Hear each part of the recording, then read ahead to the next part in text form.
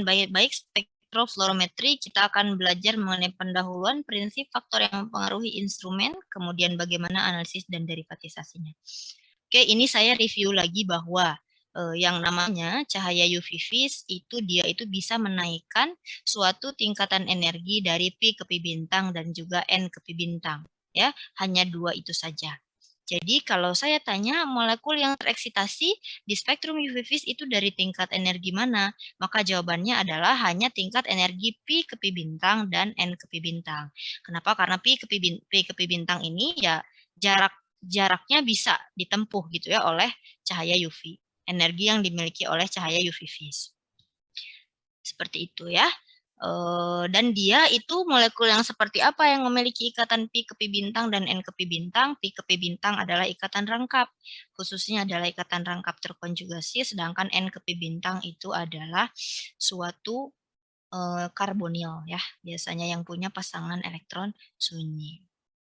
Oke, ini yang saya ingin bahas dan juga menjadi basic dari fenomena bahwa perlu kalian ketahui ketika kita berbicara mengenai bahwa ada molekul yang tereksitasi, sebetulnya tidak keseluruhan molekul itu tereksitasi ya, tidak, tapi hanya satu dari elektron yang ada di molekul tersebut yang tereksitasi. Oke, jadi ada molekul, kita katakan paracetamol ada orbital molekulnya, dia punya elektron, hanya satu elektron dari keseluruhan paracetamol itu yang naik ke keadaan yang paling tinggi, yang lebih tinggi. Jadi suatu senyawa, kalian ingat ya dulu kalau misalnya spin elektron itu kan berpasangan dua ya. Nah, spin elektron itu berlawanan arah ya. Satu ke atas, satu ke bawah, ingat gak dulu? Kalau ke atas itu plus setengah, kalau ke bawah itu minus setengah. Ya, dulu itu. Jadi dia kalau secara arah dia resultannya sih 0 ya. Secara arah resultannya 0. Jadi ke atas dan ke bawah seperti ini. Oke. Nah, ketika terjadi eksitasi, dia itu bisa jadi ada molekul yang naik ke atas dan dia kondisinya tetap berlawanan arah dengan molekul yang di bawah, elektron yang di bawah. Itu kita sebut dengan posisi dia magnetik. Sedangkan ada juga suatu keadaan di mana dia sudah naik ke atas tetapi dia berubah arah gitu. Yang awalnya panahnya ke bawah, muter ke atas. Jadi dua-duanya di atas. Ya, jadi dua-duanya arahnya ke atas. Itu kita sebut dengan paramagnetik. Dan keadaan molekul ketika elektronnya dalam kondisi dia magnetik dan paramagnetik itu menghasilkan fenomena yang berbeda. Oke? Kita lihat dulu video berikut ini. Silahkan disimak baik-baik sebentar.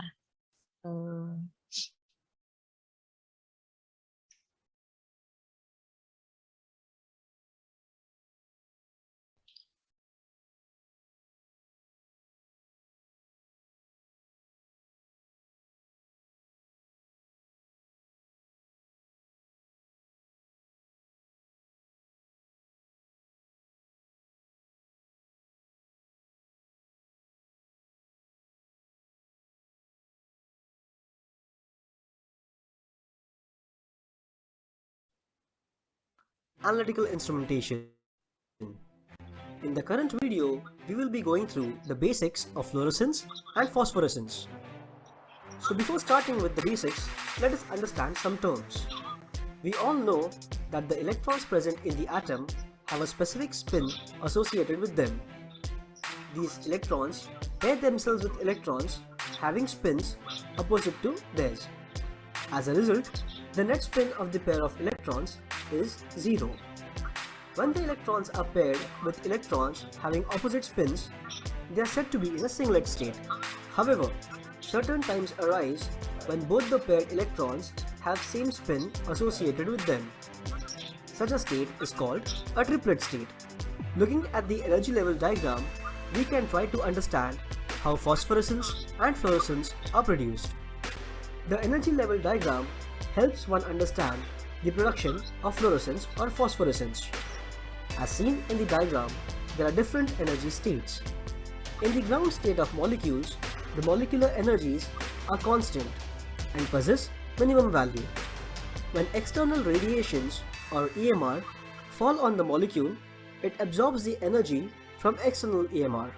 Due to this absorption, an electronic transition takes place, and molecules transition to higher electronic states, like second electronic singlet state or first electronic singlet state, as depicted in the diagram. It should be noted that electronic transitions will occur only for specific molecules and only when bombarded with specific wavelengths of EMR. This is because only radiation of a specific wavelength and energy is absorbed by a characteristic structure.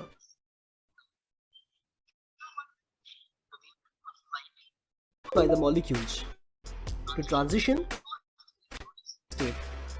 The excited singlet state remains for certain time, its order being 10 to the power minus 8 to 10 to the power minus 4 seconds. After this short time interval, the electrons return back to the ground singlet state. During this transition, energy is released in the form of emissions. This phenomenon is called fluorescence. This transition involves less energy than the original absorption. So, the emitted wavelength is greater than the absorption wavelength. That is, lambda 3 is greater than lambda 1. One can perform both qualitative and quantitative analysis of a sample by studying and measuring its fluorescence. Sometimes, electrons, instead of transitioning from first electronic singlet state to ground state, go to first excited triplet state. They stay there for some time before transitioning to the ground singlet state. This transition is accompanied by emissions being released. This phenomena is called phosphorescence. Even phosphorescence helps one perform analysis of an analyte. Fluorescence is immediate emissions of absorbed radiations, whereas phosphorescence is delayed release of absorbed EMR. Now let us try to understand the principle of fluorescence measurement. Again, we can refer to the diagram shown here. As seen, the detector is placed perpendicular to the light path of emitted source. The analyte is placed in the cuvette. These instruments are employed with multiple filters or monochromators. One filter is placed between light source and analyte. This filter helps to achieve a good monochromatic beam of a particular wavelength that would be absorbed by the analyte. The second filter is placed between the analyte and the detector. This filters out the phosphorescence radiations from the stray light, and only fluorescence is measured. That's it for the current video. Hope you have learned the basics about fluorescence and phosphorescence. In the next video, we will talk about the instrument that is used to measure fluorescence, that is the spectrophlorimeter. Till then, stay calm and keep learning. Peace out. Oke, ya. Sebentar. Oke, jadi di video itu kalian melihat apa? Satu, kalian melihat, oh iya betul, ternyata suatu elektron itu dia berada dalam keadaan spin yang berbeda arah, gitu ya. Kemudian ketika dalam keadaan tereksitasi, karena yang namanya tereksitasi itu cuma satu elektron yang naik ya. Kalau misalnya si elektron yang naik itu tetap berlawanan arah dengan yang di bawah, dia sebut dengan diamagnetik. Kalau dia keadaannya menjadi searah seperti ini, dia menjadi paramagnetik. Dan itu menentukan fenomena yang terjadi adalah fluoresensi atau fosforesensi. Gitu ya. Oke, nah sebetulnya kalian mungkin banyak gak paham, tapi saya akan jelaskan tentang ini dulu, baru kita nonton video lagi. Oke, jadi pada spektrofluorometri yang kita pelajari adalah emisi. Oke, kalau kalian ingat ketika kita belajar spektroskopi, absorpsi itu adalah energi yang diserap, sedangkan emisi itu adalah energi yang dilepaskan. Kenapa? Misalnya ketika saya memberikan uang kepada Adinda, misalnya saya berikan uang kepada Adinda 100.000. Oke, Adinda akan mengeluarkannya dalam bentuk jajan sejumlah 100.000. Gitu ya. Jadi si jajannya itu atau energi yang dilepaskan ketika diberikan itulah yang akan kita pelajari pada spektrofluorometri. Oke, jadi kita akan mempelajari energi yang dilepaskan. Kenapa? Karena suatu molekul ketika elektronnya itu berada dalam keadaan tereksitasi, dia tidak akan stabil, dia tidak akan berlama-lama, dia akan kembali lagi ke keadaan dasar atau ground state dengan cara melepaskan energi. Oke, Nah, bagaimana cara dia melepaskan energi? Sebetulnya ada banyak. Seperti tadi saya sampaikan ke Adinda, Adinda saya berikan energi berupa uang 100.000, ternyata Adinda berhasil jajan sejumlah 100.000. Artinya jumlah energi yang diserap atau diberikan itu sama dengan energi yang dikeluarkan, yaitu sejumlah jajanan 100.000 juga. Tetapi kan bisa jadi ada energi yang dilepaskan untuk ongkos ya. Jadi dipakai ongkos 20.000, sisa 80.000 sisanya baru bisa dijajankan. Artinya awalnya dikasih 100.000 tetapi hasil yang didapatkan jajanan 80.000. Kan bisa jadi juga seperti itu. Kalau bicara tentang energi. Nah, suatu elektron juga sama. Apa yang terjadi ketika elektron itu sudah menyerap energi, maka dia akan melepaskan energi itu dalam kondisi yang bermacam-macam. Cara yang bermacam-macam. Bisa jadi dia itu melepaskan energi dengan radiasi atau tanpa radiasi. Oke? Yang tanpa radiasi misalnya relaksasi vibrasi. Seperti molekul-molekul yang punya ikatan tunggal, dia mudah sekali untuk bergerak ya. Dia mudah sekali untuk mau bergerak, misalnya twisting, gitu, scissoring, gitu, kayak gunting, kemudian dia gini memendek memanjang, itu dia bisa lakukan. Energinya dia pakai untuk dia sendiri bergerak untuk bervibrasi. Kan butuh energi juga. Ya, bisa jadi juga dia pakai energinya untuk internal conversion dan external conversion, misalnya tumbukan dengan molekul yang lain. Oke? Tetapi bisa jadi suatu molekul itu dia melepaskan energinya juga dalam bentuk cahaya. Jadi dia menyerap cahaya dan dia akan memancarkan cahaya juga. Gitu ya. Nah, cahaya yang bisa dipancarkan itu ada dua bentuknya, yaitu fluoresensi dan fosforesensi. Oke, kita lihat di sini suatu elektron, ketika dia naik, itu dia bisa mengalami vibrational relaxation dulu nih, turun nih. Turun, setelah turun, baru nanti dia mengalami fluoresensi. Tapi bisa jadi dia nggak turun, dia mengalami intersystem crossing tadi. Jadi si arah spinnya itu berubah. Dari yang awalnya berlawanan arah menjadi searah. Gitu ya, ke keadaan triplet kita sebutnya, yaitu keadaan paramagnetik. Nah, kalau sudah dalam keadaan triplet, barulah molekul tersebut mengalami fosforesensi. Gitu. Jadi yang namanya fluoresensi itu dia memancarkan energi dari keadaan singlet excited state ke singlet ground state. Tetapi kalau misalnya fosforesensi itu dari keadaan triplet, yaitu keadaan ketika elektronnya itu searah ke keadaan dasar. Oke, nah kalau kalian perhatikan, kejadian fluoresensi dan fosforesensi ini terjadi pada panjang gelombang yang lebih panjang dibandingkan dengan eksitasi atau absorpsi. Kenapa? Karena tadi energi yang dipancarkan itu lebih sedikit, ya kan? Energi yang dipancarkan kan lebih sedikit karena terpakai untuk vibrasi. Energi kan berbanding terbalik dengan panjang gelombang. Energinya semakin kecil, panjang gelombangnya semakin besar. Maka dia puncak panjang gelombangnya akan bergeser lebih panjang. Karena energi yang tadi diserap tidak semuanya akan dilepaskan 100%. Jadi pasti ada aja yang hilang ya. Jadi ketika menyerap energi dalam bentuk absorpsi, kemudian dia akan melepaskan energi, tapi energi yang dilepaskan pasti tidak sama dengan energi yang diserap. Pasti ada yang hilang, molekul tersebut bervibrasi dulu, sempat tumbukan. Jadinya energi yang dilepaskan saat fluoresensi dan fosforesensi itu lebih rendah energinya. Jadi munculnya di panjang gelombang yang lebih besar. Oke, nah dari ini yang sudah saya jelaskan, kita akan coba ulangi nonton video tadi ya, supaya kalian bisa lebih paham lagi.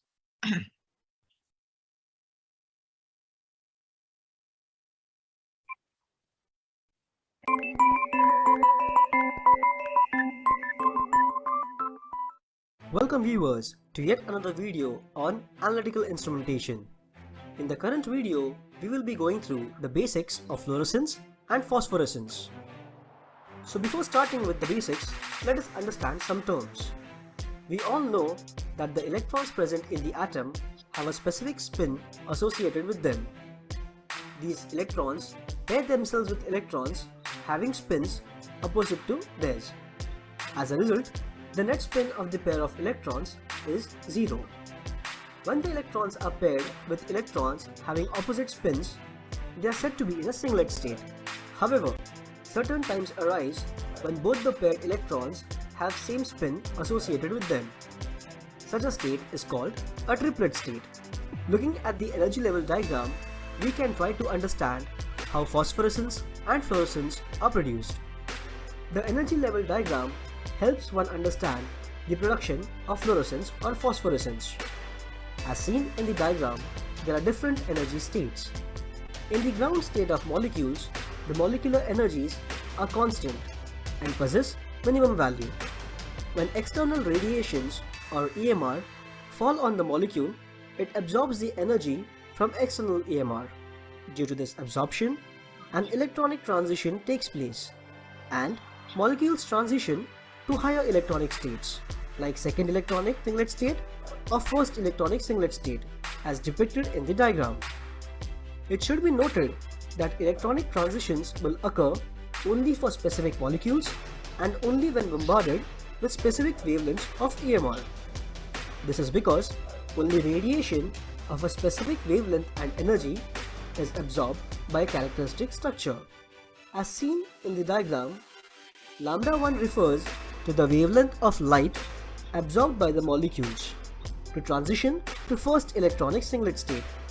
The excited singlet state remains for certain time, its order being 10 to the power minus 8 to 10 to the power minus 4 seconds.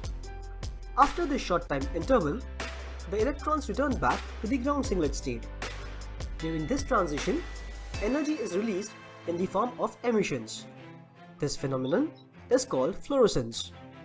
This transition involves less energy than the original absorption. So, the emitted wavelength is greater than the absorption wavelength. That is, lambda 3 is greater than lambda 1. One can perform both qualitative and quantitative analysis of a sample by studying and measuring its fluorescence. Sometimes, electrons, instead of transitioning from first electronic singlet state to ground state, go to first excited triplet state. They stay there for some time before transitioning to the ground singlet state. This transition is accompanied by emissions being released. This phenomena is called phosphorescence. Even phosphorescence helps one perform analysis of an analyte. Fluorescence is immediate emissions of absorbed radiations, whereas phosphorescence is delayed release of absorbed EMR. Now let us try to understand the principle of fluorescence measurement. Again, we can refer to the diagram shown here. As seen, the detector is placed perpendicular to the light path of emitted source. The analyte is placed in the cuvette. These instruments are employed with multiple filters or monochromators. One filter is placed between light source and analyte.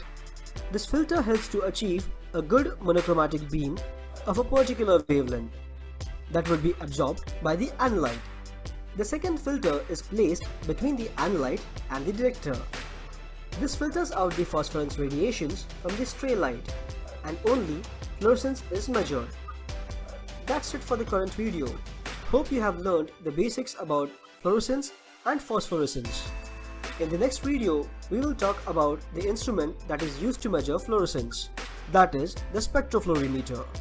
Till then, stay calm and keep learning. Oke, jadi seperti itu ya. Oke, jadi ada singlet, ada posisi namanya singlet, ada triplet. Kalau dari yang singlet ke atas ke bawah, dia itu namanya fluoresensi. Kalau triplet dia fosforesensi, seperti itu. Ya, nah itu nanti yang akan mendasari instrumen ini ya. Jadi kalian harus mengenal yang namanya fluoresensi, pemancaran sinar dari singlet excited state ke singlet ground state. Kemudian waktunya singkat ya, karena si molekul itu cuma vibrasi doang terus langsung turun ya. Kemudian jika eksitasi dihentikan, fluoresensi juga akan terhenti.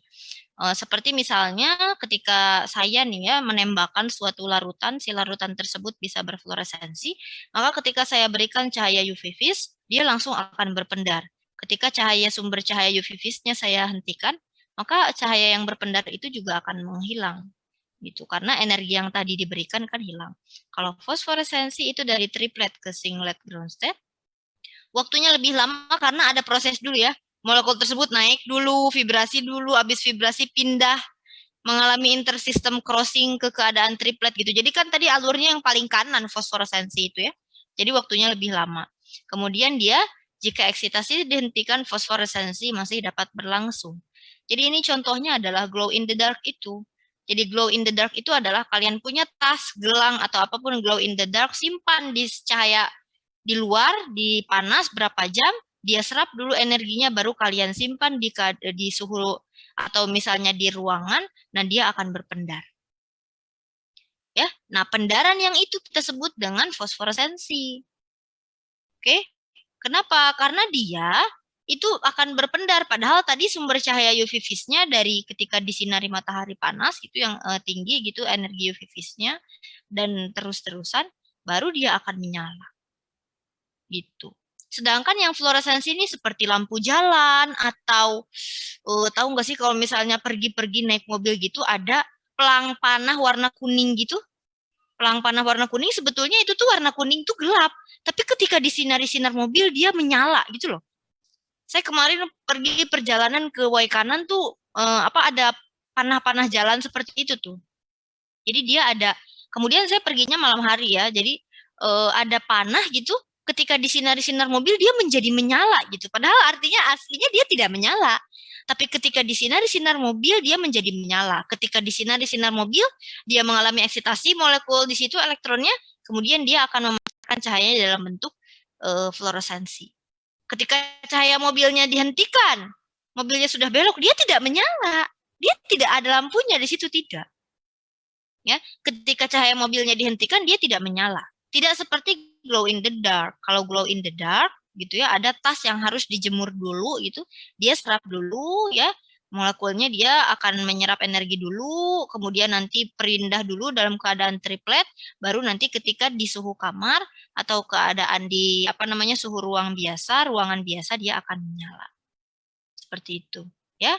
Nah, itu yang harus kalian pahami bahwa kalian harus mengenali fenomena fluoresensi dan fosforesensi. Kenapa? Karena fenomena itulah yang akan kita gunakan pada alat ini. Ya, silahkan kalau ada yang ingin ditanyakan. Sampai sini. Ini yang kameranya mati, silahkan dinyalakan.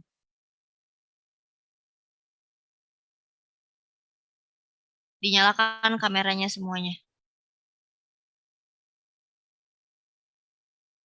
Kita kelas cuma 1 jam kok. Silahkan dinyalakan semuanya kameranya. Biar fokus ya. Kalau misalnya terlewat, ya sudah terlewat juga. Akan bertumpuk ketidakpahaman itu. Ya. Silahkan jurnal praktikum dan seterusnya dikerjakan di hari-hari, bukan di hari-hari waktu kosong ya, bukan di jam kuliah. Oke, nah, kalau misalnya tidak ada yang ingin ditanyakan, saya mau cek poin ya. Saya mau cek poin. Oke, silahkan boleh ada yang raise hand untuk menjelaskan apa bedanya fluoresensi dengan fosforesensi. Silahkan. Ya, silahkan Febrina. Ya Bu, izin menjawab. Tadi kalau fluoresensi itu dia itu pemancaran sinarnya dari yang single excited state ke triple excited state. Terus waktu ke single ground state. Oh ya, ke single ground state. Terus kalau misalnya yang fosforesensi itu yang triple excited state ke single ground state gitu ya. Terus apa lagi bedanya? Terus kalau yang kedua itu dia waktunya, kalau misalnya fluoresensi waktunya itu singkat banget, kurang dari 10 pangkat min 5 sekon. Kalau misalnya yang fosforesensi itu lebih dari 10 pangkat min 5. Terus contohnya itu kalau yang fluoresensi itu kayak lampu yang di jalan itu. Kalau misalnya ada sinar dari cahaya mobil, lampu mobil itu dia ada cahayanya gitu. Tapi kalau udah nggak ada cahayanya, cahaya dari mobil dia nggak bakal ada keluar cahaya gitu. Kalau yang fosforesensi itu kayak misalnya benda-benda yang glow in the dark. Oke, seperti itu ya. Ya, boleh dilengkapi oleh Cantika atau silahkan Cantika juga menyampaikan. Iya Ibu, sebelumnya perkenalkan nama saya Cantika Bunga Prastiwi. Izin menambahkan kalau fosforesensi itu dia contohnya kayak glow in the dark. Nah, dia menyimpan energi terlebih dahulu, sedangkan kalau yang fluoresensi itu dia waktunya lebih singkat karena energi yang dipancarkan itu lebih sedikit gitu, Bu. Waktunya lebih singkat, energi yang dipancarkan lebih besar. Ya, nih kita lihat di sini.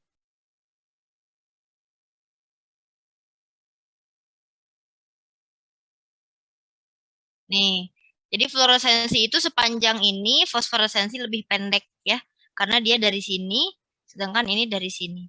Ya, jadi fluoresensi itu energinya dipakai vibrasi, terus fluoresensi. Kalau misalnya fosforesensi itu, dia perlu intersystem crossing dulu nih, energinya hilang di sini, di triplet juga dia mengalami vibrasi lagi, baru fosforesensi. Makanya dia muncul gelombang yang lebih besar, karena energinya lebih sedikit. Ya.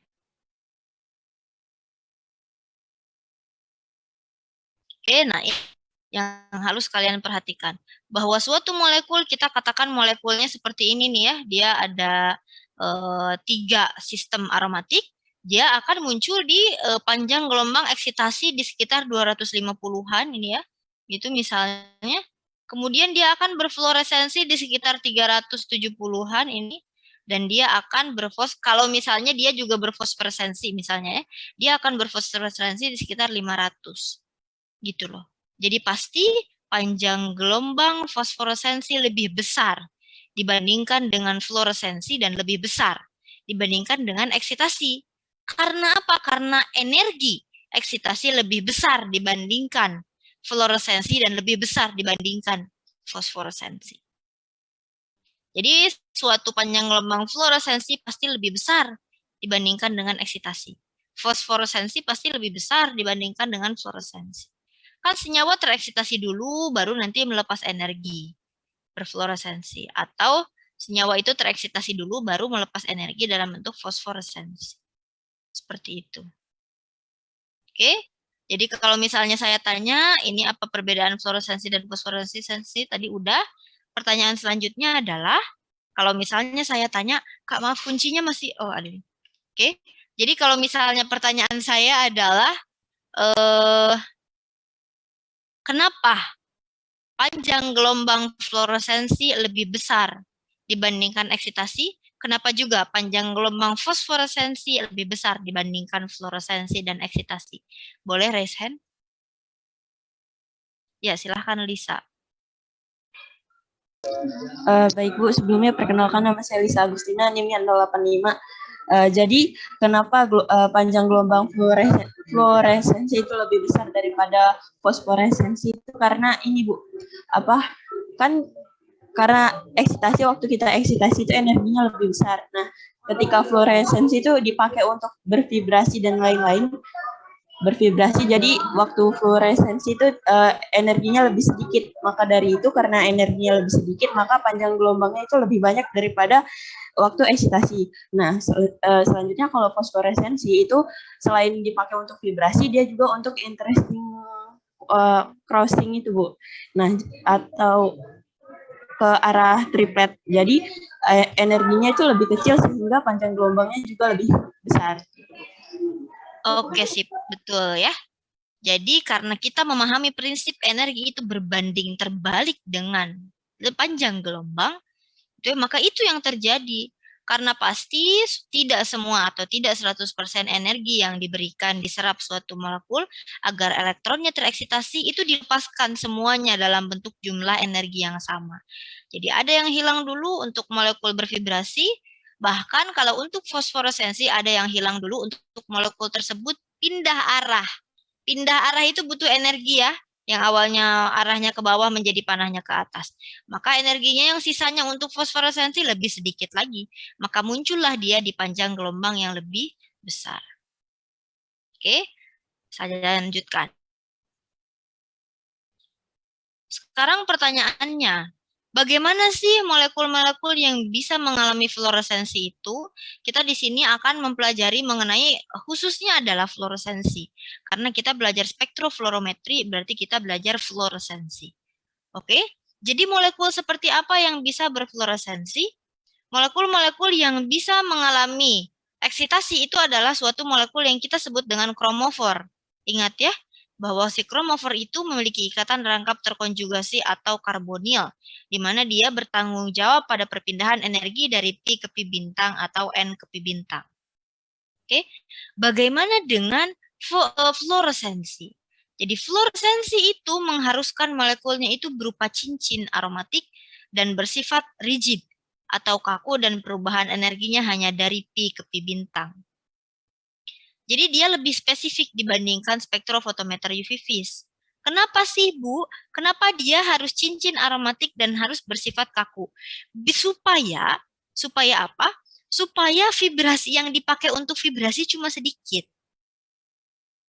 Gitu ya. Karena ada suatu molekul yang dia itu penuh energinya dilepaskan dalam bentuk vibrasi semua. Dan kita kan inginnya mengamati fluoresensi. Kan tadi yang namanya pelepasan energi itu bisa jadi dengan radiasi atau tanpa radiasi. Nah, bisa jadi ada molekul yang dia itu melepaskan energinya betul-betul semuanya untuk bervibrasi. Dan itu kita harapkan pada tidak kita harapkan pada fenomena ini. Kita mengharapkan senyawa kita itu bisa berfluoresensi. Artinya apa? Hanya sedikit yang dia pakai untuk bervibrasi. Ya, jangan sampai dipakai untuk vibrasi. Kalau misalnya kita mau molekul kita tidak banyak bervibrasi, artinya apa? Artinya si molekul tersebut harus kaku. Makanya dia berupa cincin-cincin. Kalau cincin-cincin dia mau gerak gimana? Kalian bandingkan antara fluoren dengan bifenil. Fluoren dan bifenil sama-sama memiliki dua cincin benzen, oke? Tetapi fluoren itu dia digabungkan dua cincin benzen ini oleh suatu pentasiklik, sedangkan bifenil hanya dihubungkan oleh satu jembatan ikatan tunggal. Kira-kira lebih rigid yang mana? Yang jelas fluoren. Ya, si bifenil itu dia dengan jembatan satu dia bisa berputar-putar seperti ini, seperti timbangan naik turun, mendekat menjauh. Sedangkan apa yang bisa dilakukan fluoren untuk bervibrasi tidak bisa. Ya, dia rigid. Strukturnya tidak mudah untuk memanjang memendek kalau sudah berikatan seperti ini nih. Dalam bentuk siklik, kalau ini kan dia masih bebas, dia bisa memanjang memendek nih ikatannya. Bisa membuat si molekul tersebut berputar ke atas ke bawah dan seterusnya. Kalau fluoren tidak. Jelas saja antara fluoren dan struktur bifenil ini yang akan mengalami fluoresensi adalah yang fluoren. Ya, kalau si bifenil ini iya dia aromatik tapi dia mudah bergerak. Ya, sedangkan yang fluoren ini dia kaku atau rigid. Ya, sama-sama perubahan energinya dari pi ke pi bintang. Maka yang diharapkan adalah fluoren. Molekul-molekul seperti fluoren ini, di mana dia berupa cincin aromatik dan juga kaku, itu kita sebut dengan fluorofor.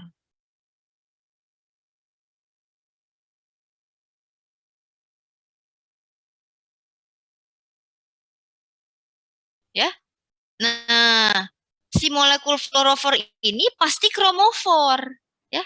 Tapi tidak semua fluorofor, tidak semua kromofor adalah fluorofor. Paham tidak? Tidak semua kromofor adalah fluorofor, tapi fluorofor pasti kromofor. Karena yang namanya fluoresensi pasti dia mengalami eksitasi dulu, pasti dia kromofor, pasti dia menyerap sinar UV. Tapi apakah semua kromofor adalah fluorofor? Tidak. Karena molekul-molekul yang bisa tereksitasi bisa jadi melepaskan energi-energinya dalam bentuk cara-cara yang lain. Gitu ya. Ya, yang bisa melepaskan dalam bentuk fluoresensi hanya fluorofor. Jadi, semua fluorofor pasti adalah suatu kromofor. Tapi tidak semua kromofor adalah fluorofor. Seperti itu ya. Oke, kita cek poin lagi. Jadi, kapan fluoresensi terjadi atau molekul yang seperti apa yang bisa mengalami fluoresensi? Boleh raise hand. Ya, silahkan Azka. Baik Bu, izin menjawab. Jadi molekul seperti apa yang bisa berfluoresensi itu molekul yang memiliki molekulnya berbentuk cincin aromatik dan bersifat kaku atau rigid, karena kalau sifatnya tidak kaku itu dia vibrasinya banyak terpakai gitu. Jadi kalau rigid kan vibrasi tidak dipakai semua, jadi cuma sedikit. Terus perubahan energinya dari V ke V bintang. Oke, sip. Boleh dilengkapi tadi sama Ferada?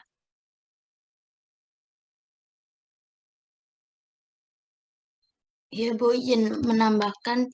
Jadi tadi yang bisa berfluoresensi itu molekul yang bisa berubah dari pi ke pi bintang dan bersifat rigid.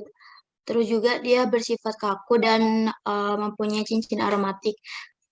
Terus juga dia yang fluorophore itu pasti chromophore, Bu. Betul ya, seperti itu. Oke, bisa dipahami ya sampai sini? Saya lanjutkan.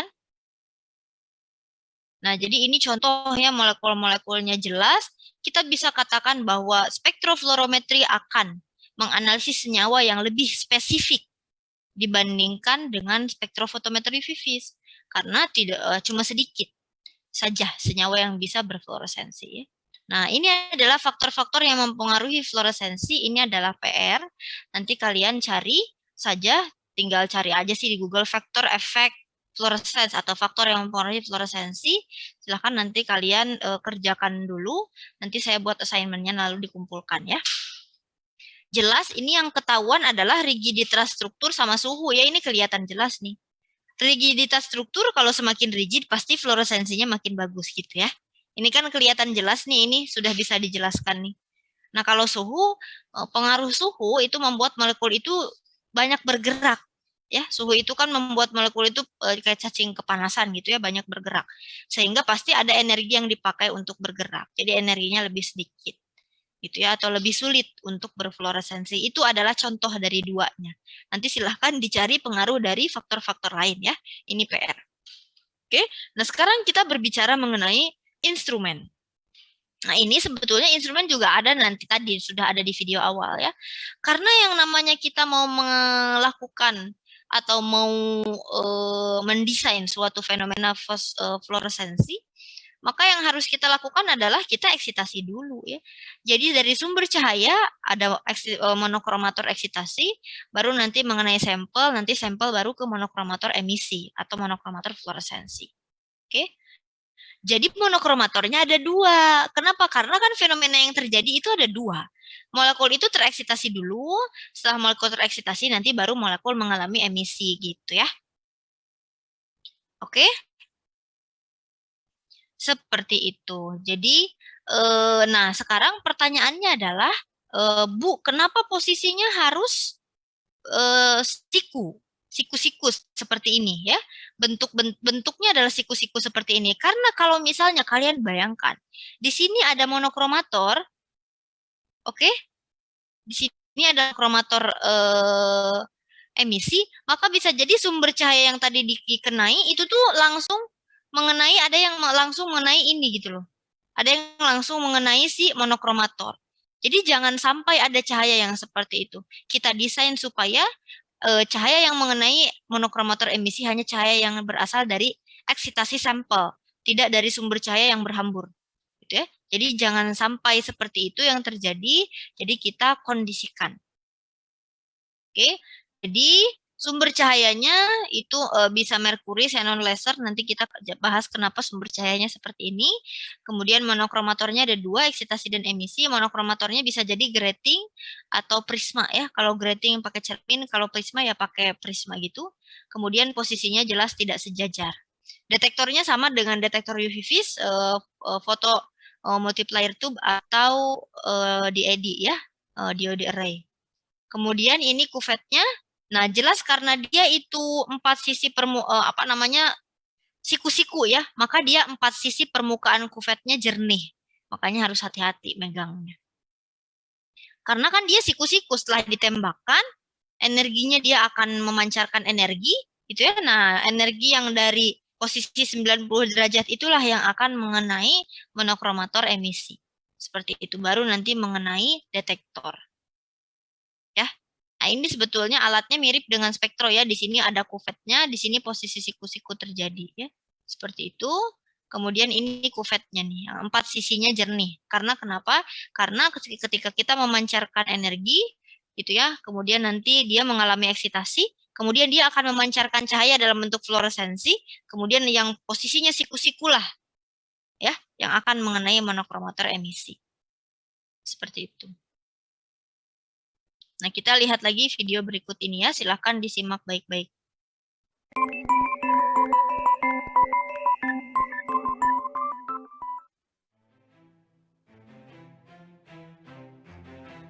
Welcome viewers. In this video, we will be discussing about a spectrofluorimeter. This instrument is used to study fluorescence emitted by an analyte. The principle of spectrofluorimeter is it uses the fluorescence produced by the analyte to perform the qualitative and quantitative analysis on it. The fluorescence emitted by a particular analyte has a specific wavelength associated with it, and the amount of emissions gives one the quantitative measure of the analyte. Let us start with the construction. The first component of the spectrofluorimeter is the light source. The lamp or the light sources that can be used include xenon lamps, high pressure mercury vapor lamps, lasers, or even LEDs. The laser and LEDs have a very specific wavelength. The next component in the spectrofluorimeter is the exciter monochromator. This monochromator is placed between the light source and the cuvette which holds the sample. The exciter monochromator can be a prism monochromator or a diffraction grating. The sample under test is placed in the sample holder. A transmission detector like a PMT measures the transmitted light from the sample. The next component is the analyzer monochromator. It is placed perpendicular to the incident light beam. The analyzer monochromator is also a prism monochromator or a diffraction grating. The next component is the fluorescence detector, which is generally a PMT. PMT is used as even slightest radiations or low intensity radiations are easily measured by them. Coming to working, we can see that the light from the light source passes through an exciter monochromator. Here, only the required wavelength of light passes through the exit slit. This incident light is absorbed by the sample or the analyte. The remaining light gets transmitted and falls on the transmission detector. The sample gets excited by the incident radiation. The phenomena of fluorescence takes place and fluorescence of a particular wavelength is emitted by the sample. This emitted radiations is made to pass through analyzer monochromator, which filters out any stray light mixed with fluorescent radiations. Once the fluorescence exits the analyzer monochromator, its intensity is measured by the detector, which is generally a PMT. The wavelength of fluorescence is very specific and depends upon the molecules or electrons present in the sample. Thus, one can identify the compounds present in the analyte by studying the fluorescence wavelength. The intensity of fluorescence is dependent on the number of a particular molecule or electrons being present in the sample. Thus, intensity helps in performing quantitative analysis of the sample. This was the working of the spectrofluorimeter. Now, the advantage of using a spectrofluorimeter is greater sensitivity is achievable since background signal is zero when compared to absorption measurements. Differences in wavelengths between incident and emitted light helps to discriminate between substances having similar absorption characteristics. Hope you have learnt a bit about spectrofluorimeter from this video. Subscribe to the channel to stay tuned for such more videos. And do not forget to follow our Instagram page and Facebook page. Stay calm and keep learning. Peace out. Oke, peace out ya. Jadi itu adalah instrumen spektrofluorometri. Jadi dia posisinya ada perbedaannya dengan spektrofotometri vivis adalah dia punya 2 monokromator dan posisi antara monokromator emisi dan monokromator eksitasinya itu posisinya adalah 90 derajat. ya. Nah, ini kalau misalnya kalian menganalisis menggunakan spektrofluorometri, maka akan muncul dua puncak seperti ini ya. Jadi yang pertama adalah puncak eksitasi, kemudian yang kedua adalah puncak emisi, dan ini yang kita gunakan untuk analisis ya. Jadi dia pasti akan tereksitasi dulu di 350, kemudian dia akan mengalami emisi di 450-an. Seperti ini ya. Dan dia juga spesifik panjang gelombang maksimumnya sehingga dia bisa digunakan untuk analisis kualitatif ya, karena jumlah energi yang dipakai untuk vibrasi dan seterusnya itu kan bergantung pada struktur balik lagi ya. Jadi dia based on structure. Jadi karena based on structure maka dia akan muncul di panjang gelombang maksimal yang spesifik. Dan dia juga bisa digunakan untuk analisis kuantitatif karena jumlah energi yang diserap menunjukkan konsentrasi ya. Tentu saja jumlah energi yang dipancarkan juga menunjukkan konsentrasi dari suatu senyawa ya. Oke, nah analisis spektrofluorometri dibandingkan dengan spektrofotometri, yang spektrofluorometri itu lebih selektif. Kenapa? Karena tidak semua molekul yang mengalami tereksitasi itu akan berfluoresensi. Karena bisa jadi molekul-molekul yang tereksitasi sebagian melepaskan energinya itu dalam bentuk vibrasi, dalam bentuk tubrukan dengan molekul lain dan seterusnya. Jadi molekulnya lebih spesifik atau lebih selektif, yaitu dia yang hanya pi ke pi bintang, punya ikatan ikatan rangkap yang rigid, bukan ikatan rangkap, sistem aromatik yang rigid ya. Oke, dan dia juga lebih sensitif. Nah, kenapa dia lebih sensitif kita akan bahas ya. Nanti dia bergantung pada sumber cahaya. Oke, ini adalah bagian analisisnya. Jadi analisis kualitatif kadang ada tumpahan minyak gitu yang nyala gitu ya. Tumpahan minyak-minyak yang nyala, nah itu juga sebetulnya fenomena fluoresensi ya. Kemudian analisis kuantitatifnya bisa langsung. Kalau langsung artinya molekul tersebut memang bisa berfluoresensi.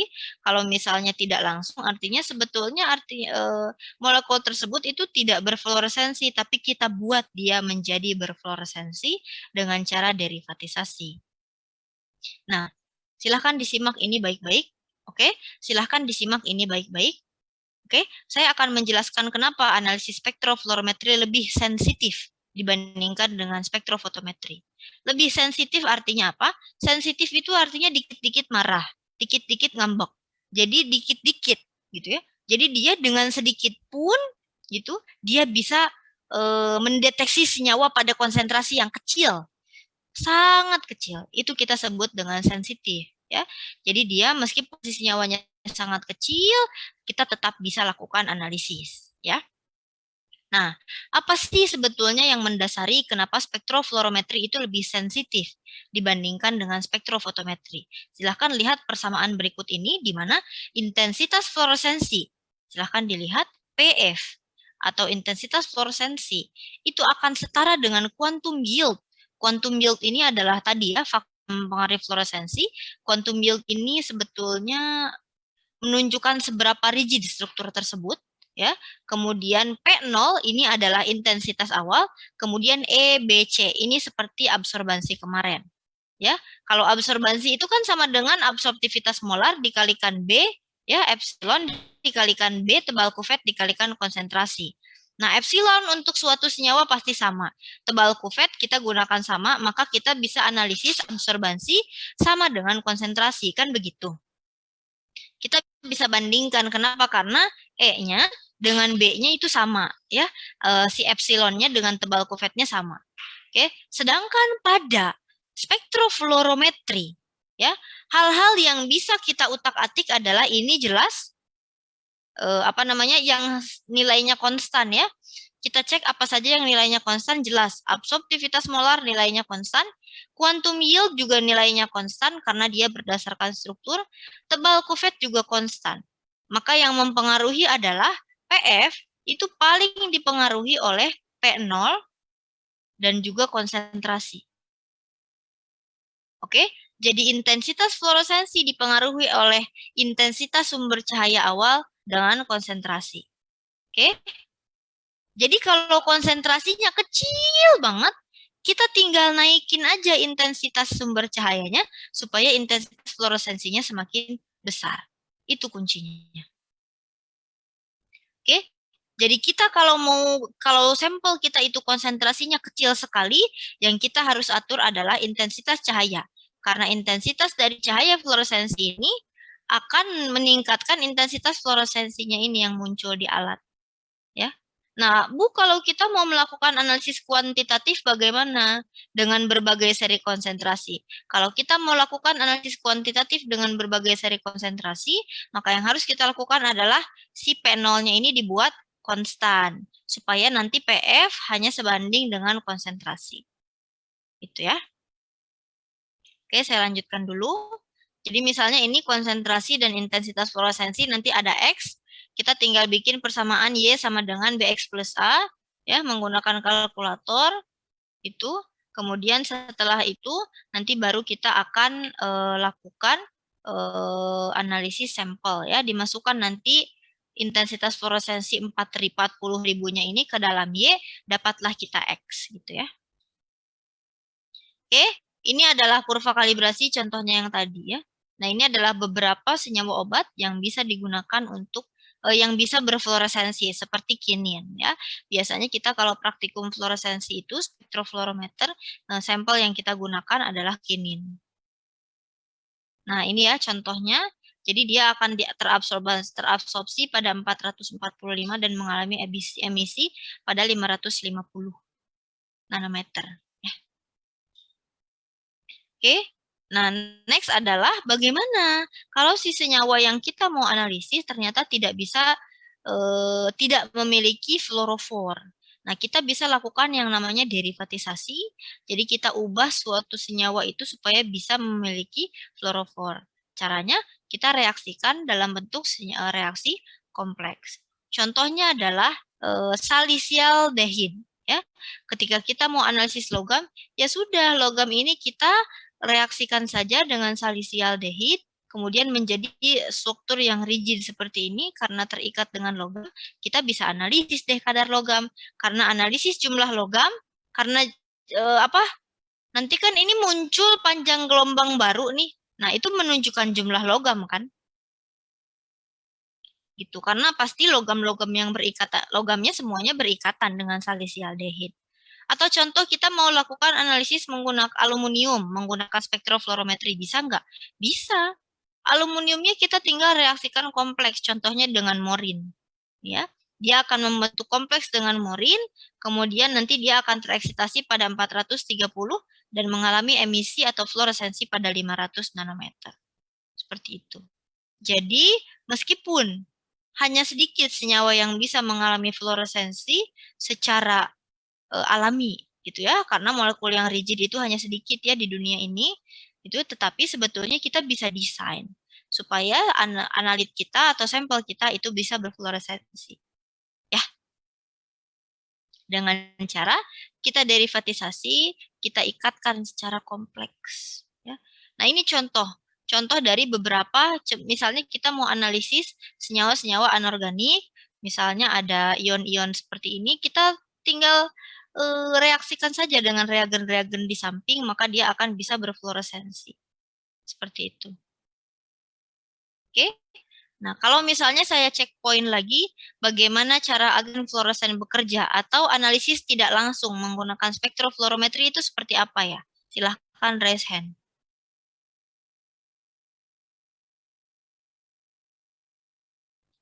Bagaimana cara analisis tidak langsung atau untuk senyawa-senyawa yang tidak memiliki karakter fluorofor, maka harus dibagaimanakan?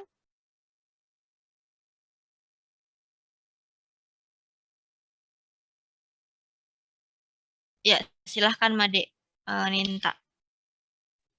Ya, izin menjawab Bu, untuk senyawa-senyawa yang dia itu tidak memiliki senyawa fluorofor, dia dilakukan derivatisasi dengan senyawa yang bisa membentuk senyawa yang rigid gitu Bu. Jadi bisa dianalisis dengan fluorometri.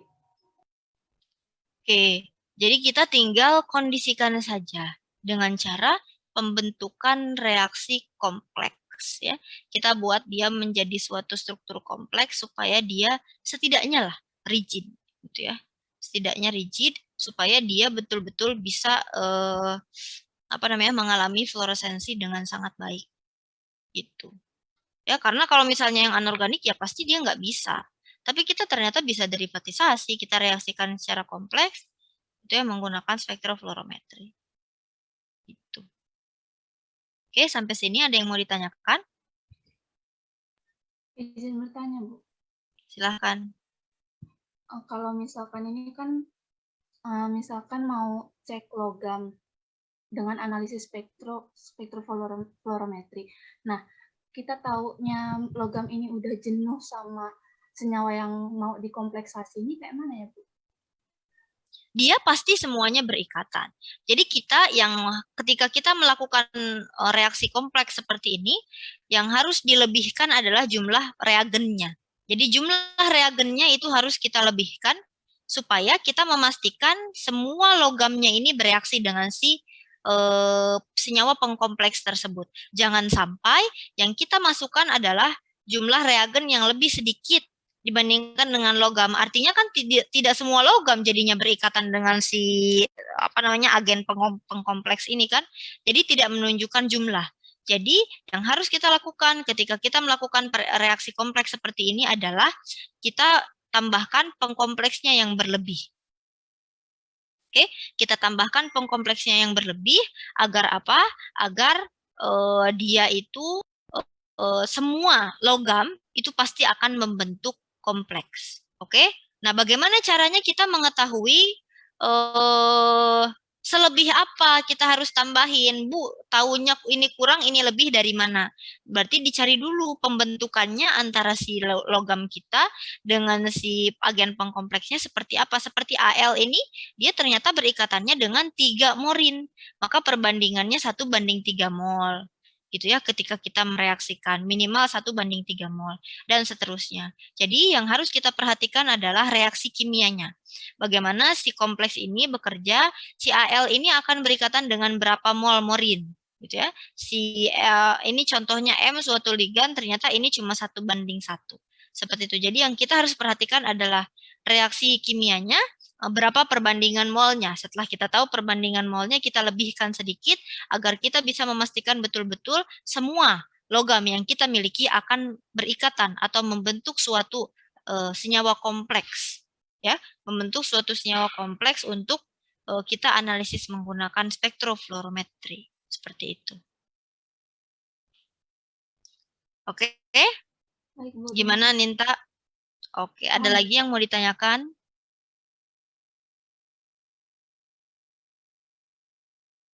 Ada lagi yang mau ditanyakan? Ada yang mau diulangi?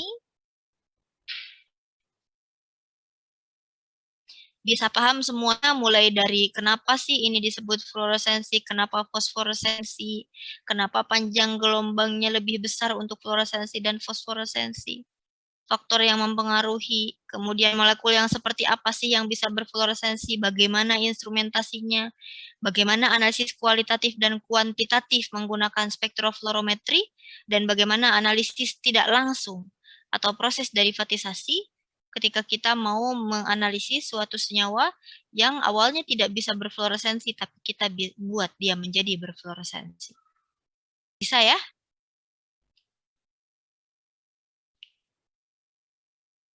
Saya tanya lagi, apakah ada yang mau diulangi atau ada yang mau ditanyakan?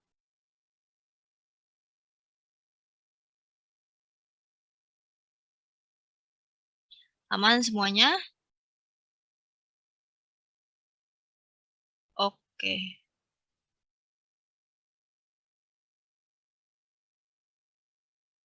Oke, kalau tidak ada yang ingin ditanyakan, saya akhiri untuk perkuliahan pada pagi hari ini. Tadi saya katakan